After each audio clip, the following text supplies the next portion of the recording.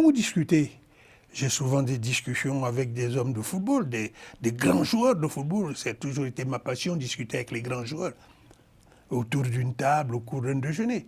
Mais quand vous discutez avec ces grands athlètes qui ont marqué l'histoire du football, il y a une profonde tristesse chez eux de voir que le football ivoirien africain a perdu toute sa dignité et soit sous la coupe de cette CAF. C'est la CAF qui dirige, c'est la FIFA qui dirige la CAF. N'ayez pas peur des mots. Moi, je le dis avec toute ma spontanéité. Qu'on vous connaît, d'ailleurs. J'ai gardé ça au moins. Au moins. Justement, selon vous, avec l'expérience que vous avez, avec les propos que vous tenez même à l'instant, quelles sont les réformes que vous pourriez, si vous étiez encore aux affaires, opérer pour dynamiser cette Confédération africaine de football et par ricochet aussi apporter un plus aux sélections africaines et aux joueurs africains?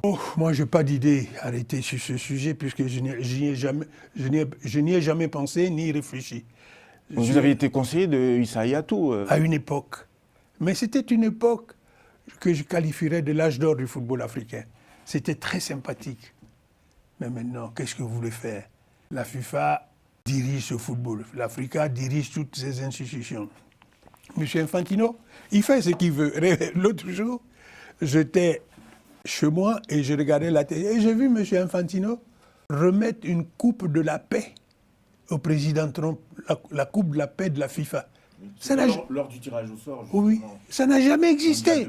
Cette coupe, ce trophée n'a jamais existé dans l'histoire de la CAF. M. Infantino l'a créé de manière opportune pour être toujours dans les bonnes grâces du président des États-Unis. M. Infantino, mettez-vous bien ça dans la tête, est un homme très intelligent, mais aussi un très grand opportuniste. Il sait où il va.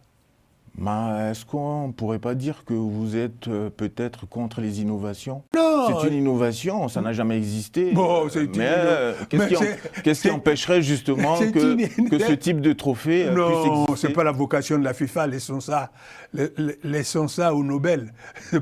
La FIFA n'est pas là pour décerner des prix de la paix. Infantino n'a aucune capacité à décerner un prix de la paix. Ça, je ne vois pas quels sont les critères qui permettent à M. Infantino de décider que M. X doit avoir le prix de la paix. Pour quelle paix? Nous sommes pour la paix du football. C'est ça qui nous intéresse.